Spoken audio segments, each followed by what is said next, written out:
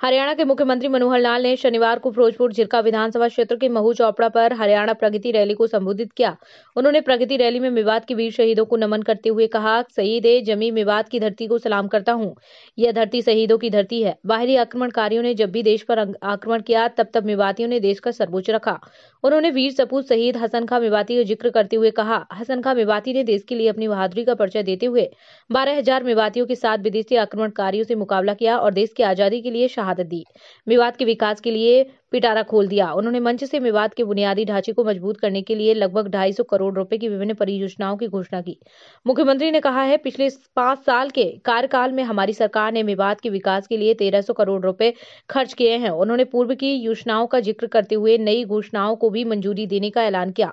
इससे पूर्व प्रगति रैली के आयोजक और अल्पसंख्यक मोर्चा के प्रदेश अध्यक्ष नसीम अहमद ने सीएम के सामने करीब 50 से अधिक मांगों को रखा, जिस पर मुख्यमंत्री ने लगभग सभी मांगों को पूरा करने का ऐलान मंच से किया।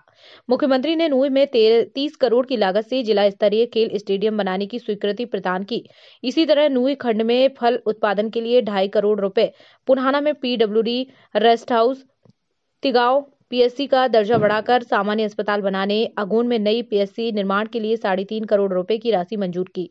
इसी तरह उन्होंने फिरोजपुर झिरका में तिजारा रोड से शिव मंदिर तक स्ट्रीट लाइट, तिजारा मार्ग से शिद्रावट तक बाईपास निकालने की मंजूरी प्रदान की। महू में 10वीं का स्कूल अपग्रेड कर उसे 12वीं तक करने की मंजूरी। पुन्हाना में 2.5 करोड़ की लागत से सामुदायिक पार्क की मंजूरी। पुन्हाना के घेड़ा में विश्राम गृह और खेल स्टेडियम को मंजूरी देने की घोषणा की। मुख्यमंत्री ने नूंह जिले की तीनों विधानसभा क्षेत्रों का ख्याल रखते हुए उनके लिए घोषणाएं की। उन्होंने पुन्हाना के खंड पिंगवा में सामुदायिक भवन, पुन्हाना और फिरोजपुर झिरका में 11 करोड़ की लागत से सड़कों का निर्माण हुआ, सुधारीकरण, नगीना में लाइब्रेरी निर्माण, बटकली चौक से नगीना तक स्ट्रीट लाइट, बहुचर्चित गुरुग्राम अलवर हाईवे को जल्द ही 4 लेन करने की घोषणा करने का ऐलान भी मुख्यमंत्री ने रैली में किया।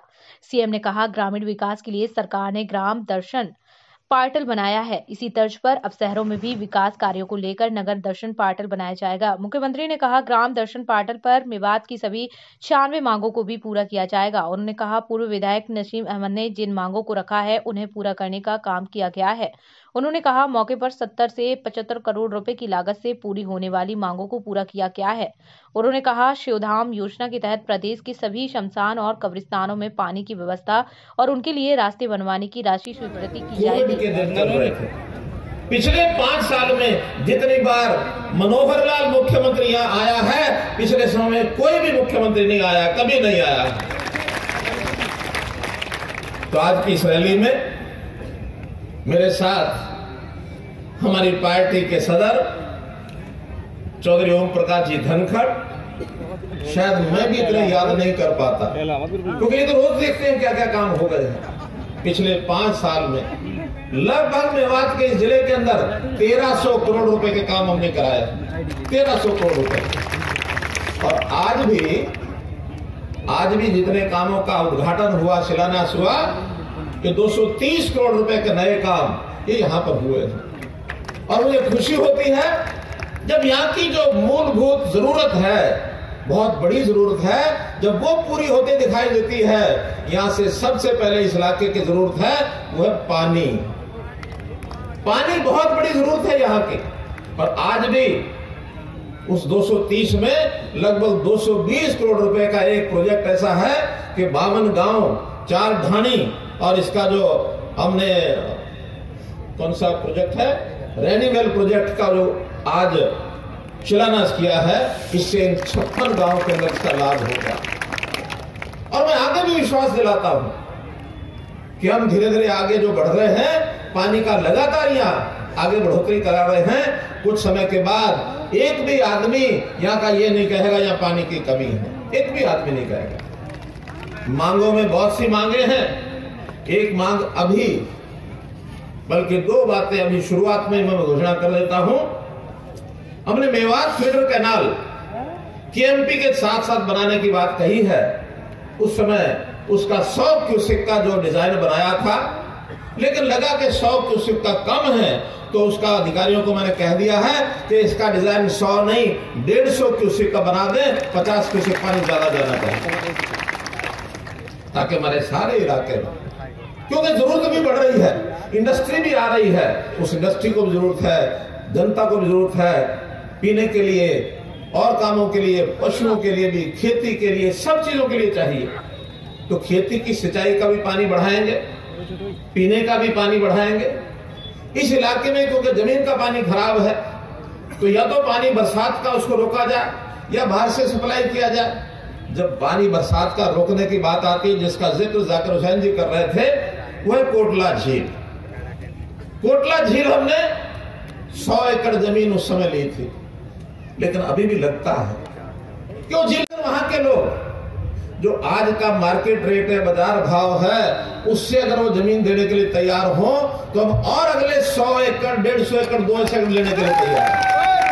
वो झील 100 की बजाय 250 एकड़ भी बनाई जा सकती है, 300 एकड़ भी बनाई जा सकती है। लेकिन कोई जिनकी जमीन लगती है वो ये ना समझे कि सरकार की मजबूरी है। क्यों? पानी तो आपके काम आना है। उस झील को बड़ा बनवा लोगे तो इस इलाके का फायदा होना है। आज जो मार्केट रेट है, आज लगभग 20 लाख 22 लाख रुपए का वहां मार्केट रेट है। उस मार्केट रेट पर अगर वहां के किसान राजी हो जाएं तो मैं कल ही ऑर्डर करा दूंगा कि अब ये 150 एकड़ और लेकर के झील को 250 एकड़ करना। अब ये काम आपका है उनको मनाना, चाहे वो वहीं से जमीन दे, चाहे बदले में उनको और कोई जमीन चाहिए जो पंचायत की जमीन है, बदल भी सकते हैं। आसपास की जमीनों से अदल-बदल करके पंचायत की जमीन उनको दे सकते हैं और वो जमीन उनसे लेकर के वो भी अपनी खेती के लिए अच्छी जमीन कोई ना कोई बदल सकते हैं, ले सकते हैं हमारे से। तो इसलिए पानी का कोई संकट यहां नहीं आने देंगे। दूसरी जरूरत है यहां के रोजगार की। रोजगार 2 चीजों से मिलता है। एक रोजगार है आपका जो पुराना काम है, यहां ड्राइवरी का काम पुराना है। 20,000 के आसपास यहां ट्रक चलते हैं, छोटी गाड़ियां भी चलती हैं। ड्राइवर हमारे पढ़े लिखे ज्यादा थे नहीं, जिसका जिक्र जाकिर हुसैन जी ने किया।